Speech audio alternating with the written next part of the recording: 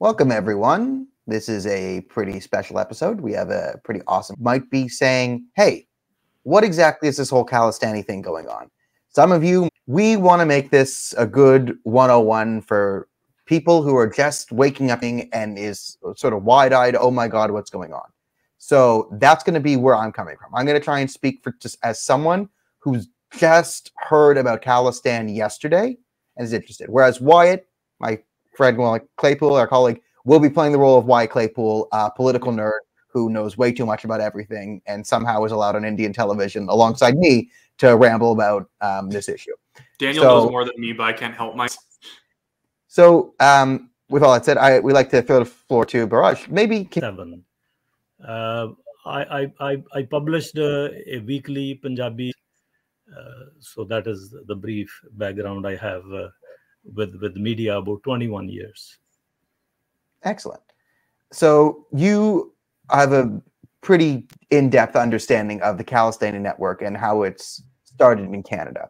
So let's go to, where would you say is a good beginning point to get into the Khalistani issue? Like if you had to start like one spot, where do you think the big chapter one starts? Well, actually, the Khalistan issue was there probably from the very beginning, like after India got independence. But it was like minutely discussed here and there. But after 1971 war, where Pakistan was partitioned, that is when Pakistan planned to incite Sikhs to demand Khalistan. That is where it began. And one of the ex-ministers of Punjab, his name was Jagjit Singh Chauhan. He left India, he came to England, then he visited Canada, then he visited USA. He certainly got some support from Americans. He came out with a full-page advertisement in New York Times in mid-70s. He came to Canada. He got in touch with the diaspora, which was like a very small community. He started printing Khalistan passports and Khalistani stamps and currency notes and so on, just to impress the sort people. of, yes, promotional items almost. That is right.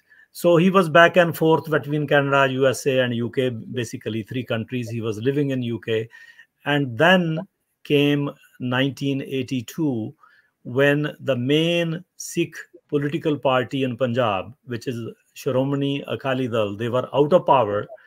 And the history is, whenever they are out of power, they will start inciting issues like this, which are kind of close to the heart, maybe to the Sikh community. They are a bit emotional issues.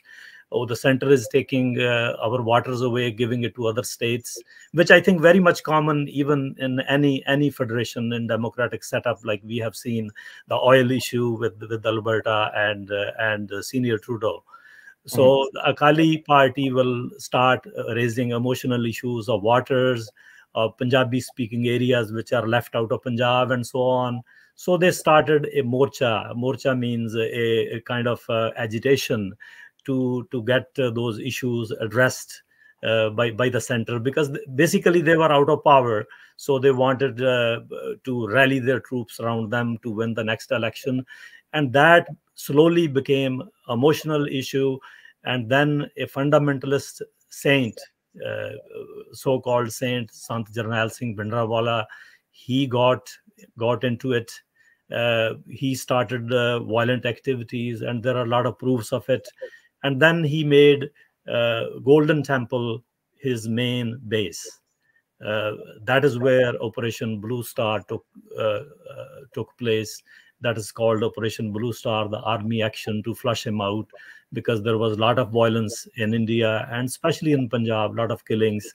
And there was pressure on the government that this separatist movement is taking hold. Pakistan is supporting it.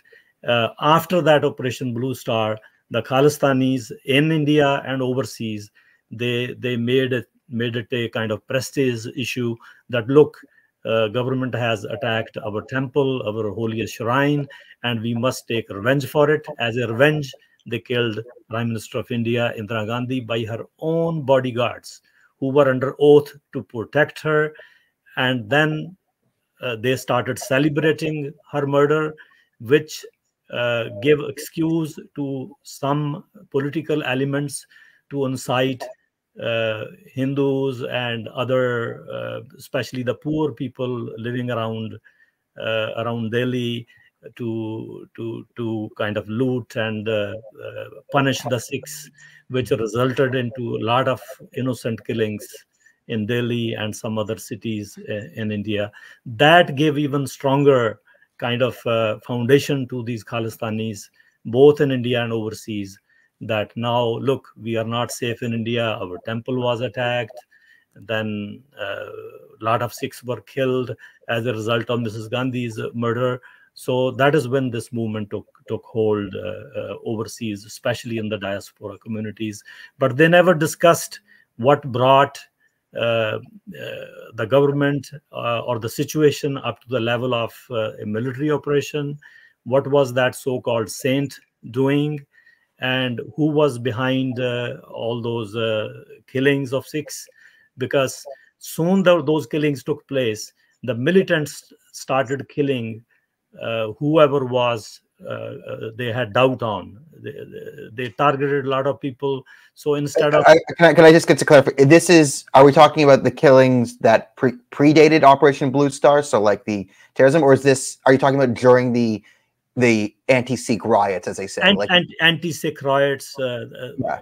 The logical way would have been that when there were attacks on the Sikhs, a lot of Sikhs were killed.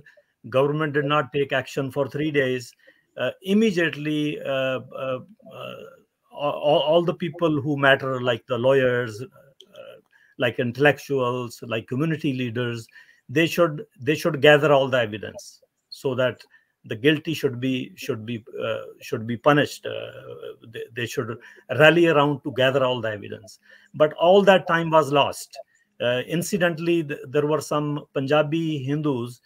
They published a booklet who are guilty. They gathered the evidence, and Sikhs were all lost. Like they were directionless what to do, and the militants started punishing those people whoever they doubted on their own. So that was the starting point of terrorism after Blue Star. Yeah.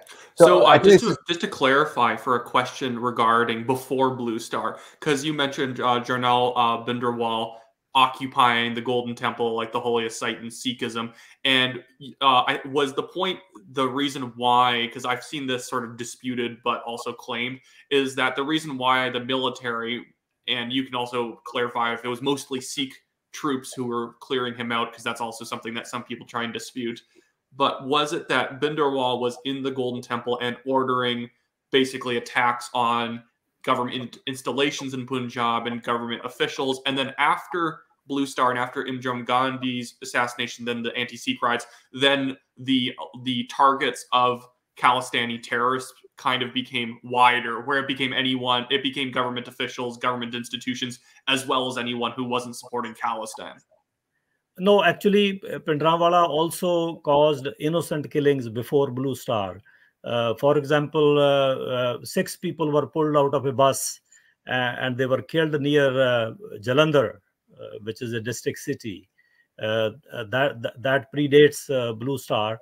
And there is a lot of evidence now that that killing was ordered by Bhindranwale, and it was carried out by his men to create chaos. And that is when the federal government, or the central government, as it's called in India, they dissolved kind of the Punjab government, the elected Punjab government, and imposed the governor's rule. And there are other instances.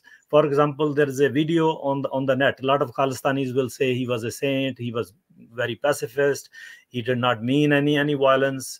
He was good for Hindus. He was giving them justice. They will give several examples and so on. But there is a video, like there are several, but I will mention one, that his bus was detained by the police. And he is lecturing the people or his followers, and he's stating very clearly that if my bus is not released within 24 hours, I will kill 5,000 Hindus. Now, I mean, can any pacifist say this? What was the fault of the 5,000 Hindus he wanted to kill? The police detained his bus. He should have taken maybe some other course. In defense, though, that's only 10% as bad as the World Sikh Organization, which promised to kill 50,000 Hindus. So, by comparison, he looks a little bit less insane. Maybe that's a good transition point to then move on and talk about the founding of the World Sikh Organization after Blue Star. Well, I just want to sort of drive one point home here and sort of mark a flag for our newcomers here. This is what the situation you just described is often what's used in Khalistani propaganda. So, for example, Jagmeet Singh tried to get a motion passed to declare like a Sikh genocide. India did a Sikh genocide. And this is what they're talking about. And you've made the cut, and often a lot of context is omitted, right? The assassination of Indira Gandhi, which we in Canada had a float celebrating just a few months ago in response to this. You know, the Operation Blue Star, like there were a bunch of terrorist attacks that led up to the need to take out people, and it's unfortunate that they held up in a holy site. You know, they were given chances to leave, they chose not to surrender, and you know, there were human shields being used. And as I pointed out, I'm not sure if it was majority Sikh, but I do know there were Sikh commanders in the Indian military who were given the option to opt out of Blue Star, but chose not to because they saw themselves as Indian, and this is anti-Indian. I mean, is this a correct basic understanding of Operation Blue Star, would you say? Well, there were Sikhs all over the place, not only in the army, in the police there were Sikhs. Mm-hmm. In the civil administration, there were Sikhs. In the political sphere, there were Sikhs in Congress party, there were Sikhs in Akalis, and there was friction between the moderate Akali party, which launched the agitation to rally their troops to get ready for the next election. They had very serious problems with Bhindranwala. Bhindranwala was forcing them to take more extreme line, and they were not ready to go that far. He wanted them to go almost for separatism, which they were not ready to do. So they were communicating with the government, and they were telling the government, there are a lot of credible witnesses who are saying that the Akali Dal leaders told Indira Gandhi that it's beyond our control. Now she has to do whatever she has to do. So she consulted the people around, which were also Sikhs. The president of India was a Sikh, and the other ministers in our ministry were the Sikhs. So she consulted a lot of people, and the analyst, the learned analyst now feel that she was actually late to take the action, that she should have taken action very early on when fortifications were minimum and the weapons were not that many with the militants in the Golden Temple. Then there are some other quarters who believe that some sources from within the government agencies probably provided them weapons. Now that allegation also have some credibility, and then that Pakistan was supplying them weapons. Maybe a number of things were true. Like, we can't pinpoint only one thing. There were a number of things which could be true at the same time. But the basic thing is that Bhindranwala and his gang, they were using Golden Temple as a base, as a fortification to kill the people. And they killed Mr. Atwal, who was, I think, DIG of Punjab Police. He was a Sikh. He came to the Golden Temple, and when he was stepping out of the temple, he was shot right at the outer door of the Golden Temple. And nobody came close to pick his body for 4 or 5 hours. That is how much the fear there was of these terrorists. And then there were other shootings within the temple complex between the faction which was supporting the Shiromani Akali Dal and Bhindranwala. They had very bad blood among themselves. And there were some other killings right in that area, and the bodies were recovered from the gutter. I mean, I will just say this sounds a lot of like the inter-Khalistani gang violence we have going on today, where we might look, you know, you might see him waving all the yellow flags and think there's a united front here, but you know, if we really want to, you know, save the lives of Khalistani gang members in Canada, we might want to consider cracking down on Khalistani gang members. When it's a big theocracy, they're trying to start in a certain sense. I guess everyone's trying to fight to be the guy who gets to be the top of the fictional theocracy once they start it. Yeah, so what? Do you want to transition us into Canada? And after actually, one question. I just want to roll it back a little bit, just going all the way back to 1971, because you're talking about the Pakistani government providing arms and likely money to the Khalistani movement. And you were saying it was starting back in 1971 that it was starting to take off faster. It was always kind of in existence, rumbling since 47, but then it started increasing in 71. And was it because of the war between India and Pakistan, because it resulted in the breakaway Bangladesh from Pakistan, that the revenge motive of Pakistan was then to say, well, we're going to break up India in response?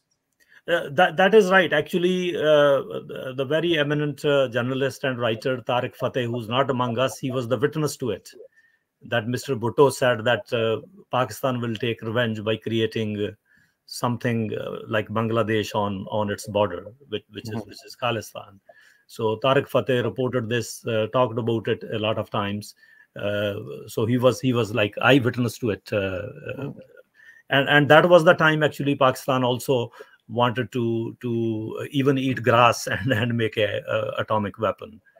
So those things were going hand in hand to counter India or bleed India or make 1,000 cuts to bleed India, the way Tariq Fateh used to say.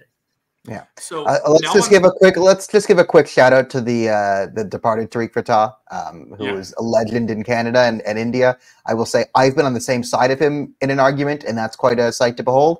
And I've been on the opposite side of him in an argument, and that's also quite a force to be reckoned with. So shout out to Tariq Fateh, who is deeply missed today.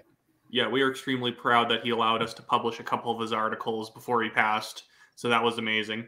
Yeah, that was pretty great. But I just wanted to move on now. Again, hopefully I'm not winding back too much, but I hope for everyone watching today that we're going to keep moving forward in the timeline, but we'll keep going back whenever there's a significant event that's happening. This is like a Christopher Nolan movie.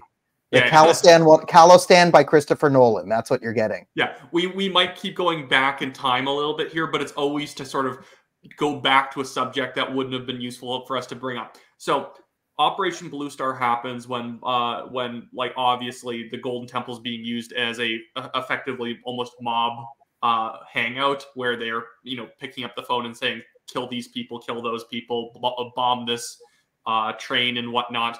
But right after Blue Star and before Imran Gandhi, the Prime Minister of India, is assassinated, the World Sikh Organization is founded and has its first meeting in Madison Square Garden in New York City. And maybe Bahraj, you can maybe bring us through the founding and the motives behind the World Sikh Organization. Well, there was a ex-Indian army officer of Major General rank. His last name was Buller. Somehow he came to America and Canada. We don't know. Like, there are different views of different people. Some people think he came in good faith. He was sent by Bhindranwala. Some people said, oh, he was an Indian spy. He wanted to incite violence. There are a lot of stories about him. So he came, and he was instrumental meeting different Sikh leaders who were kind of very upset, and they wanted to go for Khalistan. That is when they called for a big meeting at Madison Square Garden. A lot of Sikhs from Canada traveled there, and a lot of Americans. It was a big gathering. That is where Ajab Singh Bagdi, who was later considered suspect in Air India bombing in June 1985, he said that we will not take rest until we take heads of 50,000 Hindus. That was the foundation meeting of WSO in USA. But right now, this WSO, so-called World Sikh Organization, does not exist in the world or in USA. It is only limited to Canada, or we can say only Canadian chapter survived. Otherwise, it has no existence anywhere. I mean, outside of Canadian television, they're not that powerful. But it's Canadian television and the halls of government. Somehow they became the go-to on issues. Good for them, bullying their way to the top. Is that so? And it's maybe to add in this, and it's true that at that meeting, and this is before Imran Gandhi is dead, is that at the WSO founding meeting, both Bagri, as well as members of the audience and other speakers at the event, were calling for Imran Gandhi's murder. That is right. That was very widespread. I mean, that was not the only place where they were calling for her murder. At different gurdwaras, such speeches were made by different people. Even in media, there are quotations from different people in UK and in Canada and in USA, that they will take revenge. They were giving examples from the history, manipulated kind of history, that this and that came and insulted the Golden Temple, and revenge was taken within 170 odd days or 183 days. The person was killed. They posted such kind of list of different historical, so-called historical incidents at some gurdwaras. They talked about it in the media also. And then they related to Indira Gandhi when she was killed, that, oh, she was also killed in the same time frame of some 183 odd days. Yeah. So should we? I think let's go into Canada specifically, because Canada seemed to really poke the bear on this one. We have a pretty strong Khalistani movement, stronger than the Indian Khalistani movement. I personally found it very funny. I was watching CBC, and the Canadian news is like Khalistan TV most of the time. And they did a segment on it. And the first part is Khalistan to the max. All these guys are just, activists, human rights activists. No mention of any of the videos that call for violence.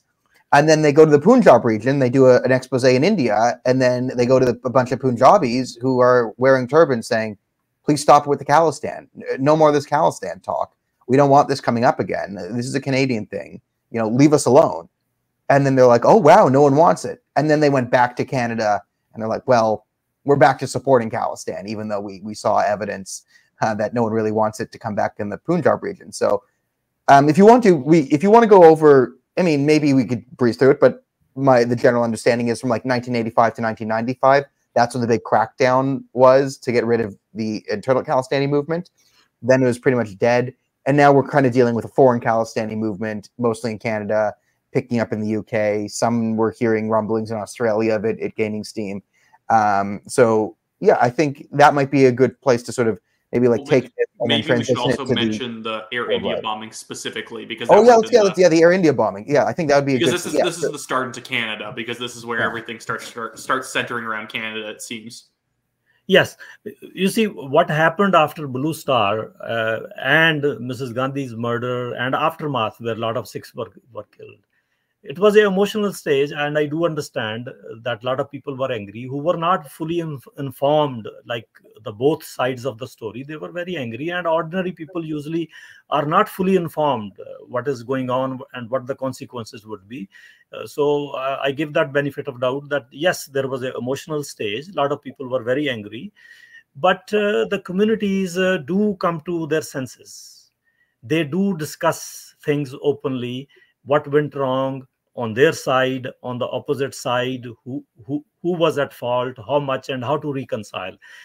Unfortunately, that day never came in last 40 years in the Sikh community. The Khalistanis never allowed open discussion among Sikhs without fear that let's discuss. Do you find the government at fault at what percentage point? And the moderate Sikh leadership, what was their role? What was the role of militants and Bhindranwala? What should we do now? And if we go slip this way or that way, what will be the consequences? No such discussion ever allowed in last almost 40 years in the Sikh community. That is the big tragedy of Sikh community. And let me add, when you say Canadian situation, that was very much in the West, that nobody can challenge the Khalistanis. If you challenge the Khalistanis, if you talk anything sane, that look, let's sit back, let's relax, Whatever happened, happened. It was very painful. Let's see where we want to move forward, how we want to move forward. That person is their enemy. So they started attacking people. There were a number of attacks. As I said, nuance is the enemy of radicals, and it's often nothing they hate more than a nuanced conversation. Because one thing I'm sure you get it too, and Wyatt and I are getting it a lot now, we get accused of denying genocide and Sikh oppression. And not once have I ever denied that there were anti-Sikh riots. I just say they were a result of the Indira Gandhi assassination, which came from Operation Blue Star, which was a result of, an increase of terrorism from the people who are held up inside the Golden Temple. So it's complicated, and I don't think it's a genocide. Not saying thousands didn't die. I think it's more like a pogrom. I'm from the Jewish community. We experienced tons of those in Eastern Europe, where violent, deadly riots sweep through your town. It's a horrible thing that happened in 1984, and the riots. Like, no one wanted that, and I think you quite beautifully articulated that. So for never once have we ever denied that there were anti-Sikh riots that happened. But I think you make a very careful point that without the nuance and understanding everything that went into it from all sides, you're never going to come to a position where you can find healing and coexistence. And I think that's a great example of one of the more dangerous elements of the Khalistani movement. It's quite vicious in the way it attacks anyone, especially within the Sikh community, who tries to explain or embrace this nuance and build bridges. Because I mean, a lot of the people reaching out to me and helping me connect to these things is like a lot of Sikhs.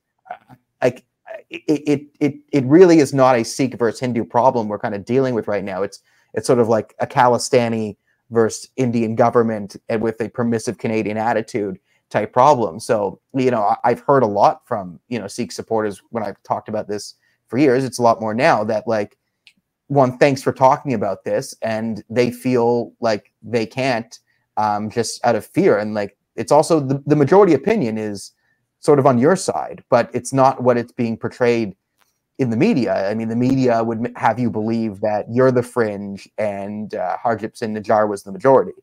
And I can only imagine how maddening that is. Well, as far as mainstream media is concerned in Canada, I mean, it became totally useless.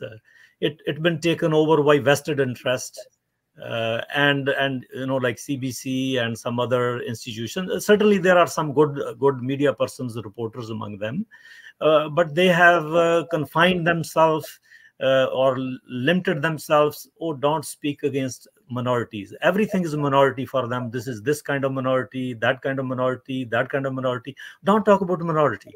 Well, always curse the majority wherever it is. I mean, that does not work, and it's unfair. So mainstream media became totally ineffective and unfair, and it is supported by the governments. So more information comes from independent sources, and I think independent sources are becoming stronger now. So we will hear more about these controversial issues from a neutral point of view in the coming years and days and months to come. I'm glad you say that. That's why we started the National Telegraph, is to talk about things other people don't talk about. Go ahead, Wyatt. Yeah, I was going to say maybe this is a good moment then to just talk about, well, why has the Khalistani movement in Canada been so robust in spite of the Air India bombing? Because if anything, that even in Punjab, there was never a single day casualty rating quite like the Air India bombing was in Canada. Yet in Canada, it seems like it almost got brushed under the rug. So maybe do you want to describe what happened with the Air India bombing? Who were the people involved? And why it kind of never became that flashpoint to take the issue seriously? Well, a lot of books been written on Air India, a lot of articles, a lot of talk shows on it. There is no doubt. Everybody knows that it was done by Talvinder Singh Parmar and his close group. And to date, we have only one person, Inderjeet Singh Riat, who's been convicted by Canadian courts 3 times related to Air India or Narita and lying in the court, total around maybe 25 or 29 years. And a lot of Khalistanis say that, oh, they trust the Canadian justice system. They have no trust in Indian system. They trust the Canadian justice system. While Canadian justice system convicted one person who was a baptized Sikh 3 times. And John Major Commission have highlighted all the issues surrounding it, and the role of Talvinder Singh Parmar was accepted. Even then, Jagmeet Singh, when he became NDP leader, he rejected it. When Terry Molesky forced him like 3 times to answer, he did not answer. When Canadian media put pressure on and pressure was built within NDP, he came clean on it. But he came clean on it only verbally, just to show. Otherwise, down in his heart, he stands where he stands. I've seen Jagmeet's good answer. I don't believe it. Right? I mean, even that he's like fumbling over himself to say it. Yeah, I mean, ask me if blowing up a plane full of innocent people is bad. I can tell you it's bad on the first try. Like, yeah, right? You don't have to say beforehand. Yeah, I don't have to be like. Well, here's the thing. And this is where, like, Air India, seeks in response to basically the anti-Sikh riots, where that's what they claim. Really, it's just the ongoing violence in a certain sense. They plant a bomb on a plane destined to like Mumbai. A plane going from, was it Montreal or Toronto? I think it's Toronto to London to Mumbai or Dublin. No, Toronto or to Montreal. Toronto to Montreal, then London, then to India. Yeah. Oh yeah, so Toronto, Montreal, and then there was the other flight from Vancouver to Tokyo, where the bomb blew up in baggage handling and killed 2 baggage workers in Japan. And then, of course, the other bomb was set off when they were over Ireland, and then it killed every single person on that plane. And to go to the sort of people like Jagmeet Singh who half deny the Air India bombing happened, or the people who outright just try and blame it on India, it doesn't make sense, though, because they'll still venerate the people who were the ones who blew up the plane. And they can't tell you why they're important figures if they cut the plane blowing up out of it, because what else have these individual men done to have their pictures on parade floats when, if anything, they would just be generic community organizers without the violence? So how, after in 1985, did it become that it never seemed like the Khalistanis were punished? If anything, people like you were punished for bringing it up. Mr. Ujjal Dosanjh was literally almost beat to death for opposing the Khalistani movement after the bombing. You see, I would like to make one more point before we get into that. And that is, a lot of Khalistanis still tell the young generation that Air India was blown up by Government of India agents, that India done it to give bad name to the Sikhs. Right in front of them, they also will say that they trust the Canadian justice system. As I made point before, that Inderjit Singh Riat, who's a baptized Sikh, he accepted, and there was overwhelming evidence when he was convicted in Rita bombing that he built the initial bomb, which was tried in Burnaby woods somewhere when CISA's agents were following. And then he admitted that Mr. X, person which is named Mr. X because nobody knows the name, was brought by Talvinder Singh Parmar from Ontario to BC to his house, who worked with him to make those bombs, which was later planted on 2 CP Air to be transferred to 2 Air India flights, one at Narita and one in Toronto. So it is Mr. Riat, who's convicted 3 times by Canadian courts, who's a baptized Sikh, who accepted that Mr. X built those bombs and initial test bomb was built by him. So those who doubt that Government of India agents blew up the plane, made the bombs, placed the bombs, why don't they go to Mr. Inderjit Singh Riat and say, hey, for God's sake, you are a baptized Sikh, swear by your gurus and tell us the truth publicly. Who made the bombs? Let's have closure. Yeah, I mean, I call this Schrodinger's terrorism, where you have both, they are heroes for blowing up Air India, but also they are being framed by the Indian government to make us look bad. So it's like, is the Khalistani in the nuclear box alive or dead? It's my Schrodinger's terrorism is the Khalistani. And even just then, it's a stupid crime in a certain sense, even just from a motives perspective.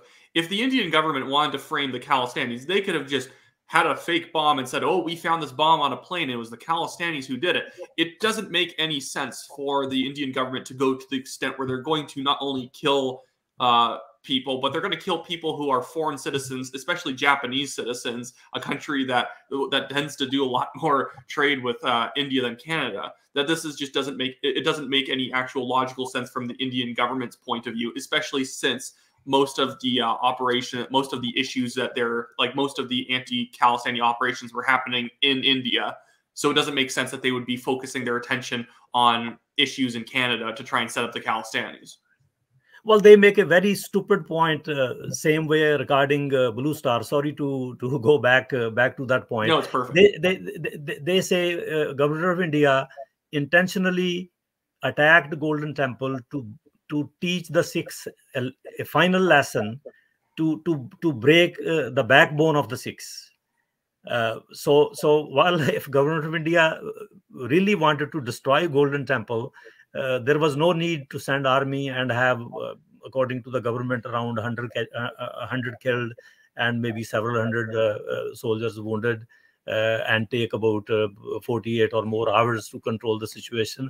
They could have parked a few Howitizers a couple of miles away and just bombed it to pieces. But that was not the case. That was not the intention of the government. I mean, it could be a stupid decision of the government or a wrong way of doing it. We can criticize all that, but that was not the intention. But the Khalistanis pretend to break the backbone of the Sikhs. Government conducted that operation to destroy the Golden Temple. Similar way, they claim that Government of India, to defame the Sikhs, caused or created this bombing of Air India. So these are very stupid points, and they're kind of putting their foot in two different votes at the same time. It's a very, very serious double standard, and it has not been checkmated within the community because there is no free discussion within the community. There cannot be a talk show on a radio or TV show live where people can call and make points in a very civilized way to convey their message, what they feel about it. Not even in any city, anywhere in the world where Sikh diaspora is, only threats, only violence, only their line is the final line. You cannot say anything which goes against them publicly without fear and without threat of some sort of reprisals. And that is a very sad part. That's sad. I think that also plays a very big role in how they've managed to grow in the West. I mean, I know I said I take my knowledge out of it, but I mean, would you say that, one, the mishandling of the Air India trial, the lack of seriousness, but like, do you think the fact that Western governments have kind of given the Khalistanis free rein to threaten and intimidate and harass has sort of helped them grow and become, you know, the political force they are today? Would that? Maybe to add on to that too, like, because I think this would be a good, like, stapled on point, is that in the Air India trials, because everyone was effectively acquitted except for the one bomb plotter, that because many people were effectively murdered right before the trial happened and had their witness testimonies thrown out, the Canadian government or the Canadian system, not that they're doing this actively, like they're trying to enable them, but the system acting the way it did in that trial effectively gave the green light towards Khalistanis using violence to promote their agenda, because they were. I would say a tacit endorsement, like a tacit endorsement would be the. Yeah, it's like it's like this. It's an irregular endorsement. It's not that anyone in the government's specifically cool with it, but the Khalistanis blow up a plane, and then they effectively, basically all of them get away with it by murdering people, is, you know, one of the greatest endorsements of their violent activities in the country. No, that investigation was not on track. It was derailed from the very beginning. I'll give you. You are mentioning the murder of Tara Singh here, the editor of Indo-Canadian, who was supposed to testify in the court, and he was attacked early on, and then he was crippled, and then he was murdered before the Air India trial. That was a very sad part. But let me give you one more example how derailed this investigation was, and how the Canadian security forces, RCMP or CSIS or other investigative agencies, had no clue how to proceed with it. I'm disclosing this for the first time. When I was attacked in September of '85, When I recovered after a couple of weeks in the hospital, I had no immediate family member in Canada. So one of my friends took me to his house. So I was staying with him. He was taking care of me. I still have like a lot of injuries to recuperate and so on. One RCMP officer called him because they knew that I was staying with my friend, and they said they want to come and meet me. So this guy came and meet me. I thought he will come and ask me who do I suspect, what took place, the usual way the police wants to gather the information. This guy, when he started hello and few nice things, and then he looked at me and he said, "Tell me, who bombed Air India?" I said, "How do I know?" He said, you know, what's the role of government of India? I said, "How do I know? I just came from the hospital. I'm a simple working class man. I have no interaction. Up to that point, I had no interaction even with any Indian diplomat, because I was very young at that point. Certainly when I got into the media later on, I had interaction with the diplomats, and I had that kind of relationship on and off, because we have to deal with in media capacity with everyone. But at that point, I was very young and I had no interaction with anybody. And this RCMP officer wanted to investigate Air India bombing from me, who was victim of violence. I mean, if you want a masterclass in incompetence, look into everything surrounding the Air India bombing and inquiry. And, we had these Khalistanis being monitored. We knew there were threats, and they were speaking Punjabi. We didn't get a Punjabi translator. So, we couldn't, if they got a translator, they would have learned something about it, but they were just too lazy to do that. Asking you if you knew who was responsible for the Air India bombing. I mean, yeah, no, that was not the end of stupidity of the security forces. Let me add one more thing. Oh, okay, keep going. After I recovered, somebody from the community who knows things, he told me that you can apply for a criminal compensation because you have suffered very, very severely, and you have not recovered. I gone through a number of surgeries even after a year. So I checked with somebody who knew the law. And the person said, yes, you can file a claim and they might compensate you maybe $4,000 or $5,000 because you suffered a criminal attack, although nobody was caught. So I hired a lawyer, and he said, yes, I'll file this. It's very easy. So he filed a case. When there's a small hearing for that in order to get criminal compensation. The Metro Police took a stand that I should not be granted criminal compensation because I did not cooperate with them, and it is on record. You didn't point the finger at someone that you had no ability to point at. Oh my God. I'm sorry about oh my. I mean, so you see, on one side, when Khalistanis conspired for violence, they committed violence. They were never arrested or they were never convicted.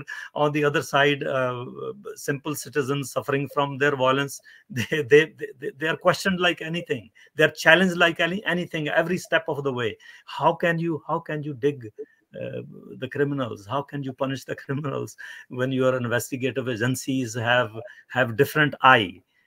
They have different sight. They're targeting different people. They don't have a clue how to proceed. The only thing I can kind of philosophize in the mentality here, I mean, it's not good, but this to me might sound like, it could be monumental incompetence, and there's some of that going on. But I think this is like a wider problem that we're seeing now, but I think it might have made it easier of police and security agencies, they're less likely to investigate and go after people who have the power to sort of push back.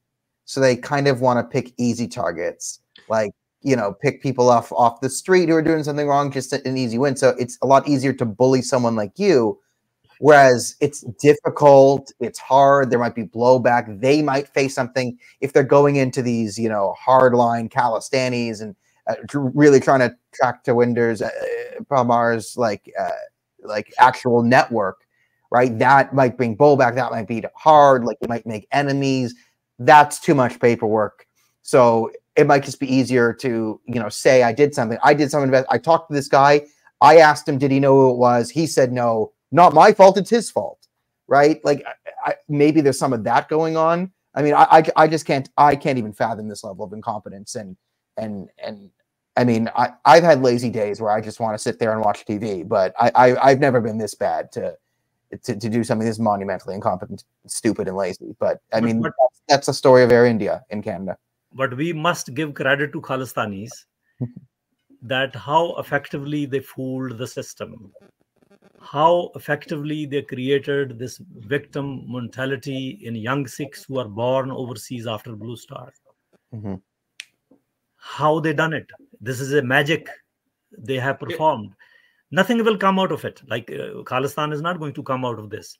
But the credit must go to them that they adopted a strategy which worked to brainwash the young Sikhs overseas. What I will say here, can I jump in on this? Yeah, Wyatt? sure. I mean, my thing. So we'll go back to Wyatt.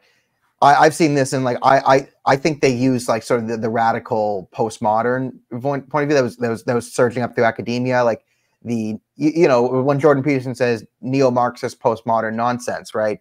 It's sort of the intersectional thing we have now, but this was an earlier version of it where you have oppressed and oppressors and this very simple narrative that we sell to people, right? The old communists with the bourgeoisie and the proletariat. Then in the 1960s, the communists realized that they don't like working class people.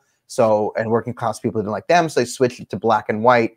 And I've seen the Khalistanis sort of adopt this general westernized neo-communist behavior where you say, there's oppressed, it's white and black. And they've sort of taken Hindus are the oppressors, we're the oppressed, and sort of taken this narrative, given it a little Khalistani twist and go, because I think we have this narrative of victimhood is very prevalent in the modern West. Less so in the 1980s, but a lot more so now. What do you have you seen any? Well, we're going to Wyatt, but I would ask, have you seen any merging between, let's say, Khalistani ideology and like the just leftist ideology in general? Yeah. Well, what I remember is the organizations like WSO in the beginning, in 1985, they were openly discussing and saying that, we should learn from the Jews, how they organized themselves, how they created their lobby, and certainly they followed some of the clues from the Jewish community, but they don't realize that Jewish community was the real victim of genocide under Nazis. But they created a fake kind of narrative. And honestly, if you put those two incidents of Blue Star and after Mrs. Gandhi's murder, whatever happened, you put those two things aside, say they never took place. The Sikhs in India is a very pampered community. It's a very pampered, very trusted. Everywhere in army and police and civil administration, they were the most trusted.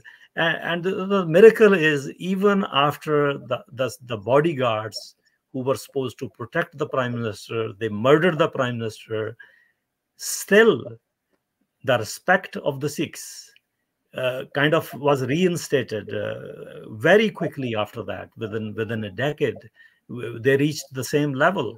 After that, a Sikh became prime minister. Yeah. More than 2 Sikhs became chief of the army staff, chief of the air force. A number of state police's heads were Sikhs at different points. So Sikhs, the Sikh prestige recovered very fast in India, even after such a serious incident. And the credit goes to Indian democracy and very solid relationship which Hindus and Sikhs have. I mean, these two communities were not separate in my childhood. They were considered the same. And if I go to the historical perspective of the Mughal period, at least there are two examples that a famous Mughal king, Akbar, when he visited Punjab, in his memoirs or whoever was writing his activities of the day, which is like the daily happenings, noted in it, which is translated in English, available, that the king went to Punjab near such and such town, and met the Hindu guru, and it was a Sikh guru whom he met, and he wrote a Hindu guru. So that is how the Sikhs were viewed. And then after that, the fifth Sikh guru was persecuted by the ruling class of the time, and the king was Jahangir, who was third from Akbar, and his memoirs say that he came across information that a Brahman guru, which is like a class within Hindus, the chief class, a Brahman guru has opened a shop of lies, and I have told the governor of Punjab to shut it down. So again, the king, a Mughal king, feels that Sikh guru was Brahman guru. And it is just for our people who are not into Indian history, the Mughals were not Hindu; they were Muslim. So this was the Islamic Empire. That's right. Right. So when you're thinking when the Hindus were saying this, no, this is when there was Islamic rulership, and this is how they viewed Hindus and Sikhs. So just for the beginners out there, yeah. No, that's good. So my point is that both communities were not viewed as separate. They were very much intermingled. There were intermarriages. To date, there are. I mean, today. I mean, when there's a couple Hindu organizations that I've worked with and have got in contact with me now. Like there's Sikh member. Like there was a Sikh member of a Hindu organization who reached out to me to ask me to do something. And like, I mean, that's par for the course in my view. Like I know they're two separate religions, and I know there's differences, but I'm saying when it comes down to the communities, the Khalistanis will have you believe that there's this massive rift between Sikhs and Hindus, and then if you really kind of get into the Sikh community and the Hindu community that are not Khalistani aligned, there is it's about as minimal of a rift as you can get between two different religious groups. So I mean that's the reality that I think a lot of people should know about is, and I think it's important that people know that there are a lot of Sikhs who have been actively in the fight against this in Canada and trying to help, who get really angry and upset when they see these radical Gurdwaras talk about violence and stuff in their name, and a lot of them will step up and try and be on the other side. They just don't get that much attention from the media for whatever reason. Maybe I can move on to that other question I had, because I think this will bring us to the modern day in the process of it. So and this is probably it'll probably be a few questions wrapped up into one. So in '85 and the years after that, you and Ujjal are effectively literally almost killed by the Khalistanis. Nothing really seems to happen, and I assume that it would be right to say that there's not a lot of Sikhs speaking up, not because there's constant violence from the Khalistanis, but they've made it very clear that they will go after anyone who speaks up. So that's probably why most of the Sikh community doesn't say anything, even though the Khalistanis are only like 1% of the population. But the thing I want to move on to, that's probably a side point. It's a little bit more basic. But the reason why the police don't take you seriously, and maybe the reason why politicians don't take Sikhs like you seriously, does it have to do with almost a sort of certain type of exoticism? Because like the point that Tariq Fatah had made in the past, he says that a lot of politicians and government officials get dazzled kind of by the idea that you have this Sikh man with a very large beard and a big turban, and he's a Khalistani, and he comes up and he says, I represent the community. You should talk to me if you want to know what Sikh people think. And that's how, almost through this sense of exoticism, that politicians are like, oh, it's such a strange community. This man must understand it. And that's how they end up getting power, even though you, without the turban, is a far more representative of the average Sikh in Canada. Is that kind of how it's been working and how they've been able to stay relevant in Canada? Is that they are unfairly seen as representatives? Well, I think in the beginning, there might be some politicians who felt that, the person with the big turban and big beard is a Sikh and he's a Khalistani. But those days are gone long ago. I think the politicians of the day in Canada and other Western countries, they are very opportunistic. They are using this movement for their own benefit, for votes and for notes. So when they want nominations from certain areas, in the beginning, that's how it started. The Canadian politicians all of a sudden, when they found that the Khalistanis are leading the community and Khalistanis became active in Canadian polity, they started picking sides with one candidate or the other for nomination in Liberal Party and other party, mainly Liberal in the beginning and NDP and then Conservatives. So whoever they will support will win, because they can hire instant members. And we had media reports from BC and from Ontario, where one family was member of the riding association of a Liberal Party and also member of riding association of NDP Party, and somebody was paying the fee. The same person was paying the fee. It was hired members. They did not even know for which party they were recruited, for which party or which candidate they are being taken for the nomination. They will simply take the name they've been told. So that is how the politicians started using them. So the Khalistani started raising funds for them. And over the years, the community got into business.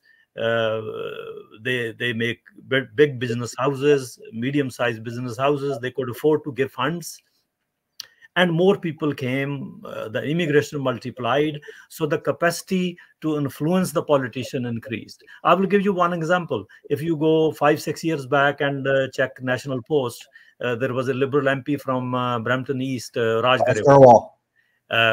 So I was going to bring this one up. You beat me to it. In one instance, in one fundraising, he raised over I 6 think million. A lot of funds. So I remember the story. This was over $250,000. Even Prime Minister could not do it. How it happened? Oh, so that might have been a private fundraising. There was a 6 million. Raj Garewal got caught in a scandal, a gambling scandal. No, that we know, but I'm talking about his fundraising capacity. Okay, it's there was a National Post report, and I'm aware because it was reported in Punjabi press first, that Raj Garewal had a big fundraising dinner, and so many thousand or so guests showed up, and funds were raised in the range of $250,000 or more, and then it slipped out to the mainstream. And when National Post heard about it, it was shocking that one MP, a basic MP of Liberal Party, can raise so much fund in one shot, which even PM can't do it. Yeah, there's another part of that. So after he raises the funds, he gets caught in a gambling scandal. That's right. That's a big thing. So we find out he's $6 million in debt, and that you can't have that as a politician in a country. A politician who has millions of dollars of debt can be, paid to do something in the interest of your enemy, right? It's a national security risk to have someone that deep in gambling debt. So that became a scandal. And then, like 2 days later, it was $6 million of debt. They tried to spin it that, it's actually taken care of. It's no longer. Yes. Community came together and got rid of the debt. So the community, $6 million to spend a day or so. They had a bake sale, Daniel. For a bake sale for my gambling debts. He could get $6 million. Like, hello, red flag. I remember waving a red flag pretty hard during that whole thing. But yeah, I think this is a big problem where we need to talk about how does money get into our politics? What's the screening? Politicians who make Faustian bargains for just to get their foot in the door end up becoming beholden to different ideological groups. Well, I think here's a good thing to bring up too. Would you say that the major issue when it comes to Khalistani influence in politics, obviously because they don't represent most of the community, they tend to be more concentrated in nomination races, and they're not really as much of a general election force? No, they started with nominating others, and then they started seeking nomination themselves or for their children. So that was the first stepping stone to learn to influence other politicians. Then they decided that, why can't we run? So slowly, the so-called mainstream politician of old days, they started vacating seats for them.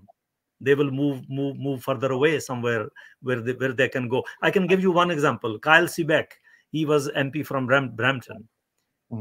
He lost. And he felt that, look, in Brampton he cannot succeed because of this big lobby of Khalistanis and so on.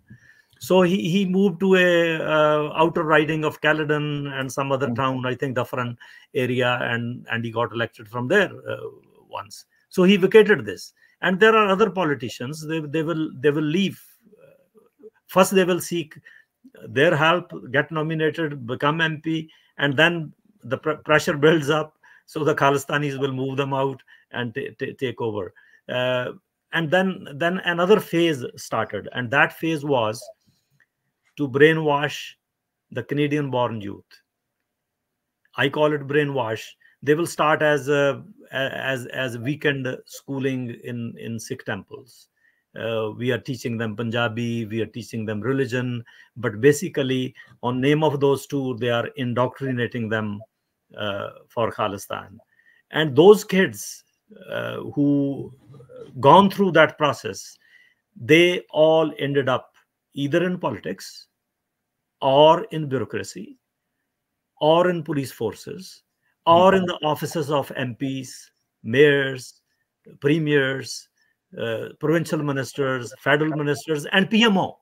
I know of a friend, I won't say, but I know of a very prominent Liberal cabinet minister, and his chief of staff. I know a childhood friend of his chief of staff, and he's telling me, yeah, or like he not childhood, but I knew him in high school. Like, yeah, that guy's an open air India denier. Like he's telling like, yeah, there's a Liberal who's chief of staff, high ranking, doesn't believe that Khalistanis took down the plane. He's full on Indian government did it. You know, like full on. Maybe it's not a good question here. So like the problem is the up and coming youth. It's that the Khalistanis might only represent 1% of the entire community, but that 1% is more heavily concentrated in that like 15 to 30-year-old crowd now. And those people, because their ideology motivates them to try and get control over the halls of power in Canada, a lot of them are kind of ideologically driven towards bureaucratic jobs and like, you know, politics and police and military and stuff like that. Oh, well, that is right. Many Khalistanis who were in Gurdwaras managements, they saw it as opportunity. When Navdeep Singh Bains, he became MP and later minister, and lot of them thought that if his father was in WSO, his father was financier of WSO, Navdeep Bains. He was certainly, WSO was behind him to get him nominated as Liberal candidate. So others thought if Navdeep can become MP and minister, their son or daughter can do the same, and they did the same. Raj Garewal came from the same setup. Ruby Sohota came from the same setup. And there are others, like we can name about more than a dozen or so, who came from the same setup. And they have big influence on Canadian politicians. And now Jagmeet came from the same setup. Like he was in Sikh Activist Network. All of a sudden, they made up a mind. They became closer to Jack Layton. After his death, they thought, oh, why can't Jagmeet run? Once he became MPP, why can't Jagmeet run? They manipulated the membership.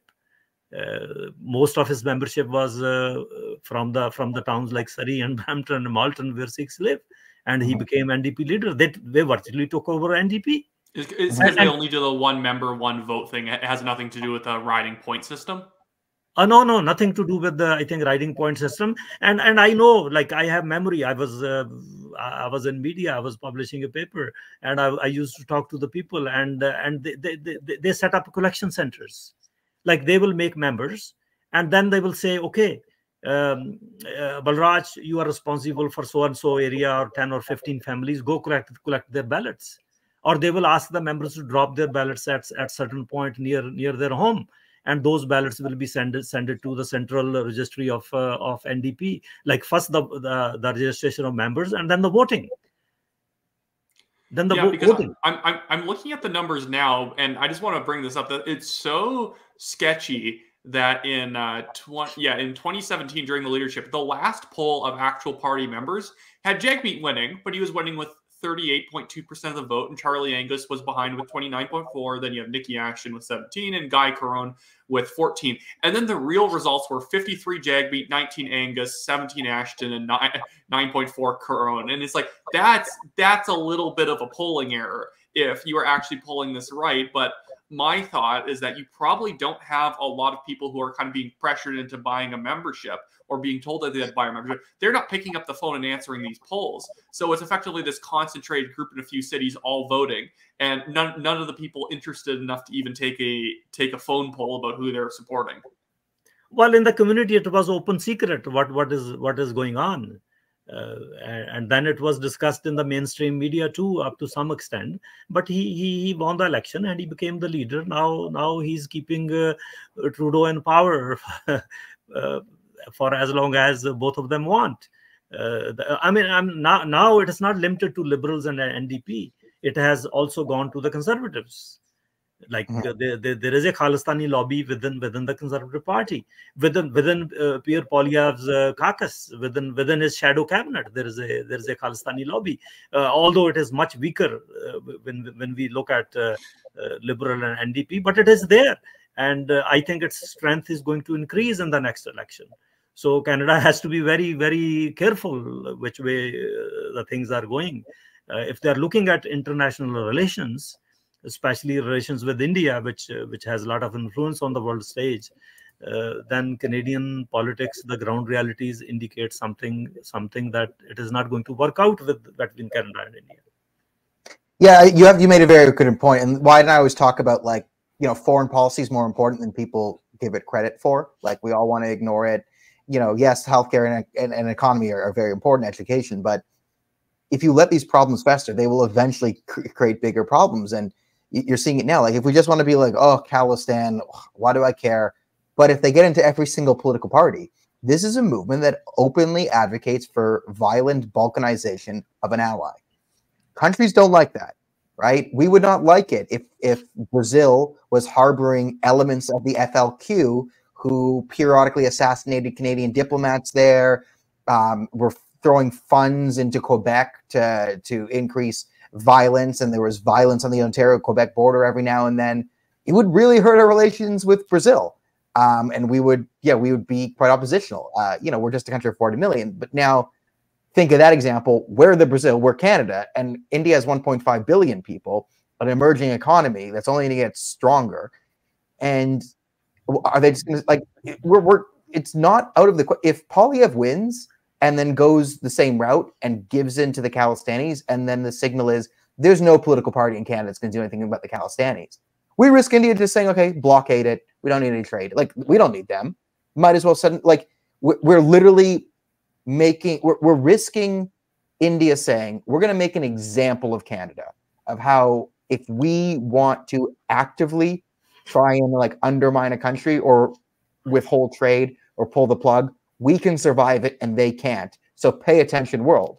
Like, we run the risk of being made example of, which is why I'm going ballistic right now on television. And anyone who lets me talk is, I want to avoid this. Like, I get the, oh, you're anti-Canada because you don't, like, no, I can kind of see, I've seen the Khalistani movement build up here. I know what our government is like, and I understand the geopolitical concerns of another country.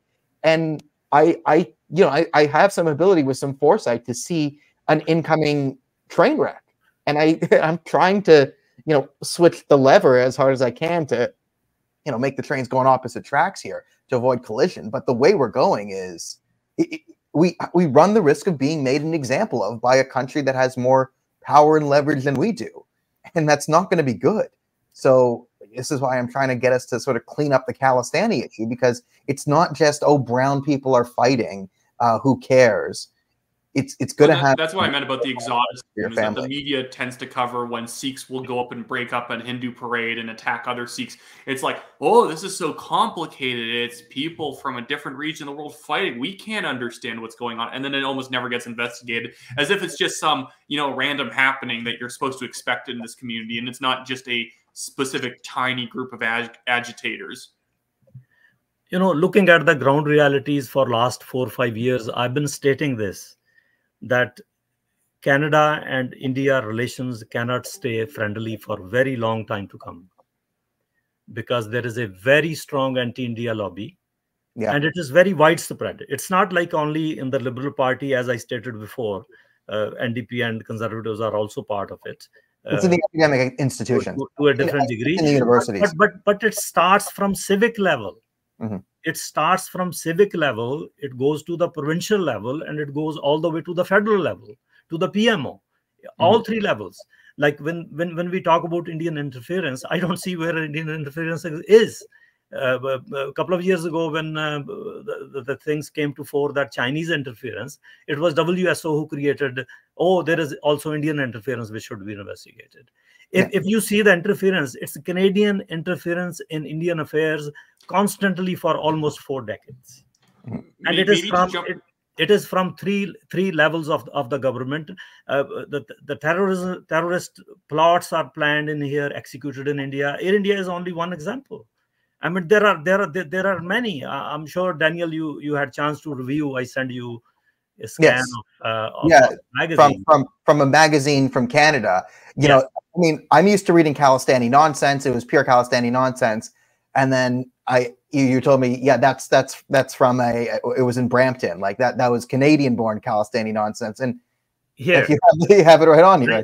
I have the original magazine published by a Khalistani Gurdwara in Brampton, where that page is from, about Surinder Singh Chandar, a dead terrorist who's stated as a martyr, and his brief history is given with his photograph in this magazine. That he made 3 trips between India and Canada. He killed ASI, which is like a police sergeant. And they're very happy about the killing. They're like, and it was great. He came back to Canada. Happy with the killing here. He came back to Canada. Then after a while, he decided to go back. He killed another ASI, another sergeant, or some other people. He came back to Canada. Then he went back again, and he killed some people. And then in the shootout, he got martyred.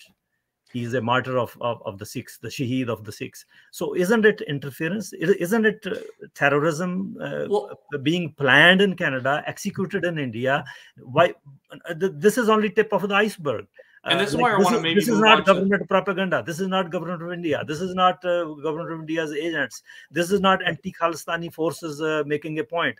This is a magazine which they published to lionize not one person. There are other persons in this magazine. So these are the examples of interference in Indian affairs. We all have seen the farmers' agitation. The Brampton City Council passed a resolution in support of farmers' agitation. Brampton City Council. I mean, what do they have to do with farmers' agitation in India? I remember watching the farmers' protests, and like I'm not an expert on what was going on in the Punjab region at the time.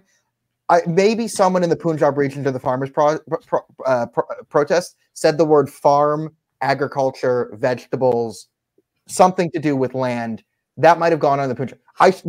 In Canada, just Khalistan flags. I didn't hear a mention of a farm. I didn't hear a mention of vegetables, meat, cheese, food, agriculture. Nothing about agriculture at any Canadian farmer protest I saw. Only Khalistan Zindabad, Khalistan all day. That's all I saw. Well, that was what it was. Like in the West, there were all the protests. They were planned and supported by the Khalistanis, and left movement within the diaspora joined them. Mm-hmm. And in India, as opposition parties always try to take revenge from the ruling party, they had an issue they can beat Modi with. So Congress and other parties joined. The left joined. The Communist parties joined, and the Khalistanis they were already well organized overseas. So they started the rallies. They started political lobbying. They started media lobbying, and there goes the farmers' movement. I mean, if you look at those Indian laws and you compare with Canada, Canada has more of that free market kind of whether it's contract farming, whether it's kind of supply management. Like Canada has supply management, which is not even close. Indian laws were not even close to it. Canada supply manages the poultry, the dairy, and so on. Farmers can't overproduce. There is very strict limits, license system of what they can produce. So there was no such thing in Indian laws.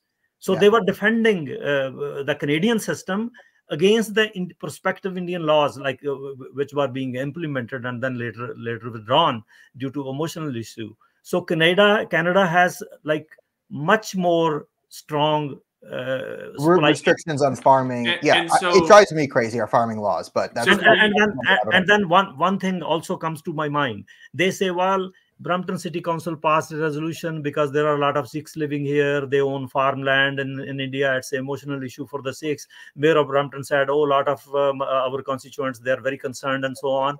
Well, there were farm agitations in Europe and every country, including France. We have large French population in Canada. Not a single town passed a resolution to support. When the Dutch farmers were protesting the new laws, that no one stood with them. Who is the mayor of Brampton right now? Patrick Brown. Everyone's favorite.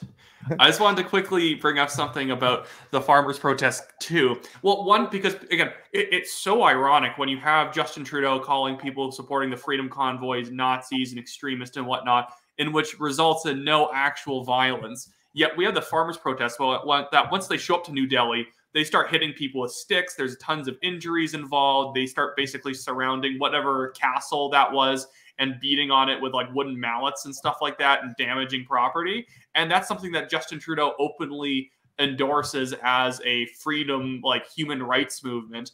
And yet in his own country, he's like way more authoritarian against much more peaceful movements. But that's just more of a side thing. What I wanted to bring up, to bring it back to Jagmeet Singh, is that when Jagmeet Singh was at that one forum alongside Khalistani activists like Shamsher Singh, who is an open advocate of violence, one of the things that kind of gives the lie to the idea that the Khalistanis are just looking for, Sikh rights in Punjab, for Sikh sovereignty, for the ability to, the ability to control their own destiny or whatever the high-minded way of explaining it is that Shamsher Singh on secretly taped audio when he's in the UK is endorsing Naxalite violence in eastern India, which is atheistic violence. So Naxalites, if people don't know, they're like communist Maoists who are basically waging an insurgency war in eastern India, and it's been going on since the 60s. But Modi's cleaned it up quite a bit in the last, in the last 8 years or so. It's been heavily cleaned up. But those people are just murdering random Indians and Hindus and other people who are religious or who are in favor of capitalism in some way in the hundreds. You'll go through like the records of Naxalite attacks. One attack will just be, oh, there's a bunch of people trying to build a road into a Naxalite-held territory, and that's a threat to the Naxalites because if a road gets built, maybe tanks come in and their basically thug operation falls apart. They just, kill 130 people for no reason. And people like Shamsher Singh, who Jagmeet Singh shares a forum with, is completely fine with it. And he actually sees those people's random killings as being fellow travelers with the Khalistani movement. Well, his comments are not out of the way, because the truth is that there was a Naxalite movement in Punjab in 70s, which was crushed by Sikh party, the Shiromani Akali Dal. Its premier was Mr. Badal, who died recently in old age. He crushed that movement. So a lot of leftover of Naxalites to take revenge from the government, they joined Bhindranwala. They joined Khalistan after. Not only there, even overseas, many Naxalites, they joined Khalistani. So Shamsher Singh is not out of the way. He's talking what is happening on the ground, what they have a relationship with the Naxalites. But that's what I mean. They have a relationship, but in a certain sense, it's not a principled relationship. It's just killing Hindus and opposing the Indian government or anyone who's not in favor of their either communist terrorist movement or Khalistani terrorist movement. That's my point, is that these people are not freedom fighters. They're just anti-India fundamentally, because they will go out of their way to endorse anything that's anti-India. They're not saying, well, it's awful that the Naxalites are killing random Indian people in eastern India in the Red Corridor. No. They think that's fantastic. It doesn't matter. That has nothing to do with the Punjab region. They just like seeing people die. That is right. It's like enemy of my enemy is my friend. That's what they're saying. That's what they're doing. Although they are worlds apart. When you think what they believe in, Marxists are totally anti-religion, basically, and these people are fundamentalist among the Sikhs. So they're totally poles apart, but they share only animosity of India.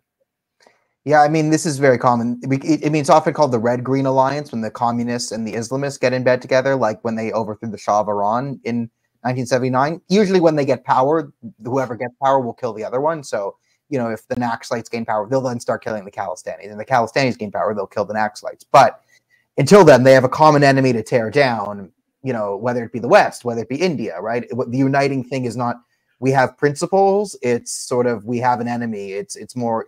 It's a movement built on hatred, right? It's sort of evidence of that, right? It's who do we hate? That's good. All right, so we've been going an hour and 20 minutes. I promised you we wouldn't go over an hour, but it's been such a fun conversation. I think we got a bit lost.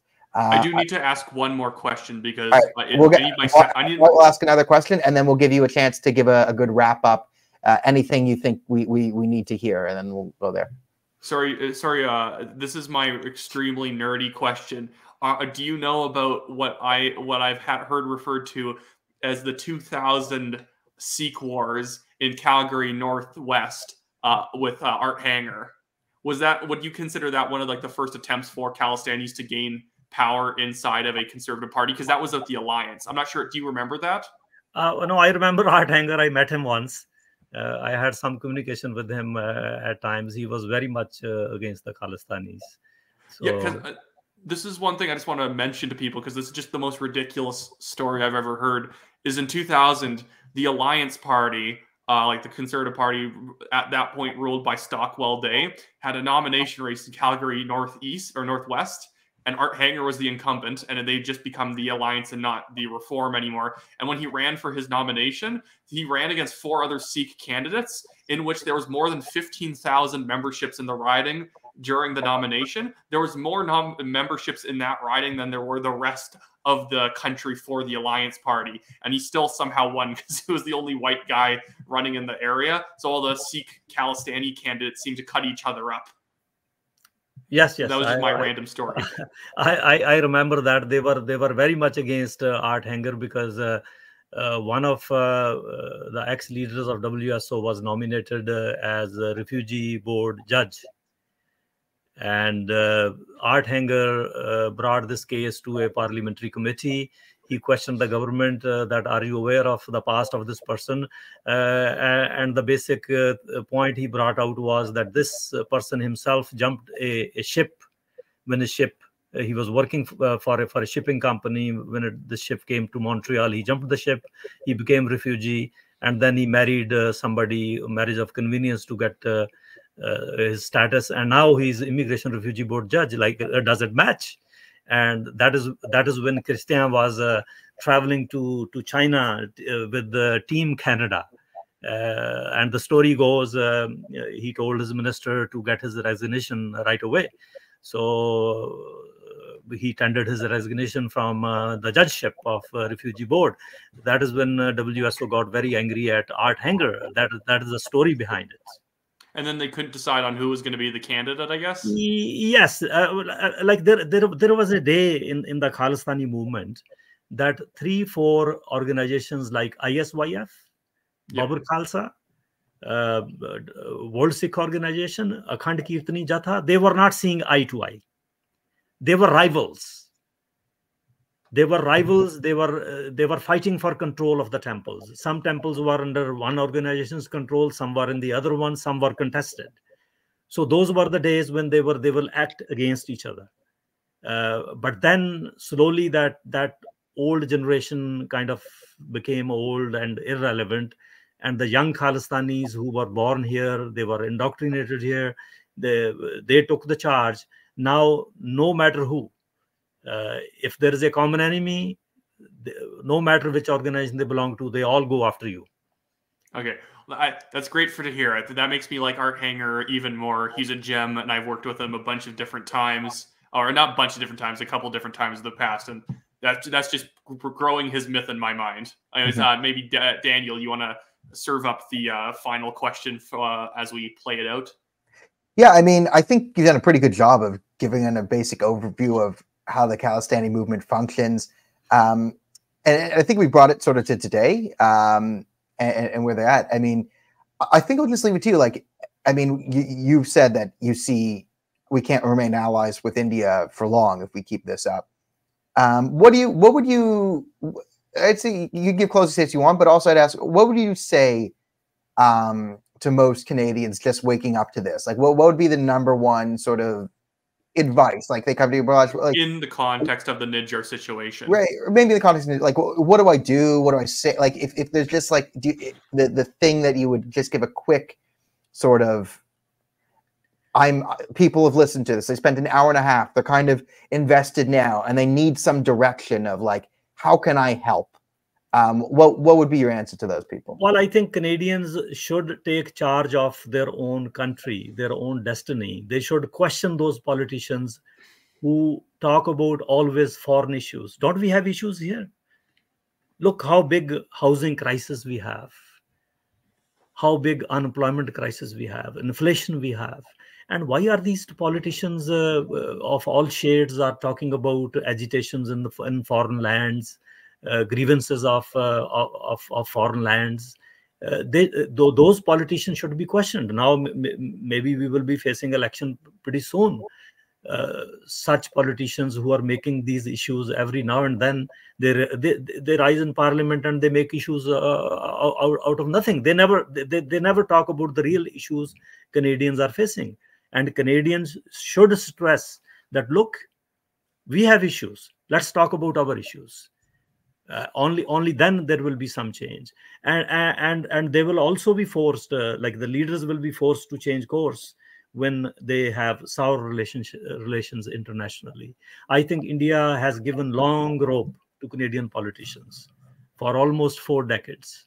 4 decades of interference. I mean, there are hundreds of instances you can show of interference in India. We invited someone convicted of an assassination attempt at an Indian official to a dinner with the Prime Minister in India. Hello, right. People. That's right. Water under the bridge, Daniel. So, I mean, India has finally reached a point. India has put its foot down, and there are indications that India is not going to back down. And you know, things are so serious. When I look at this magazine and I send you that chap's one page, there are kind of there is a credible information that person. There is a person who's very close and high ranks of the Liberals. His family used to hide weapons of this chap and his group. I'm going to guess who it is when we end the stream. So I mean, this is how serious it is. When I look at Mr. Justin Trudeau, I think he's skating on very, very thin ice. The terrorist acts are planned here. Money funds are being raised here. People are being indoctrinated here. Then plans are executed overseas. I mean, he's on very, very thin ice. If he thinks about Indian interference, I think Canadian interference is much, much greater in India, and better he cleans up his act and other politicians clean their act and sit together with India and let's talk, which makes sense, and tell the Sikh leadership here, whether it's WSO, whether there are other pressure groups, that yes, there is a difference between freedom of expression and violence, planning of violence, threats, violent threats to anybody who speaks something you don't like, the threats to the foreign diplomats, posting those banners, war zones, and those tableaus. And by the way, I must add, this magazine belongs to the same Gurdwara which made that tableau part of the parade. It was the same Gurdwara which lionized this terrorist. It was the same Mrs. Gandhi's tableau which became news in June of this year. And also, you know, when I spoke to some friends, some media persons back home, there are credible rumors that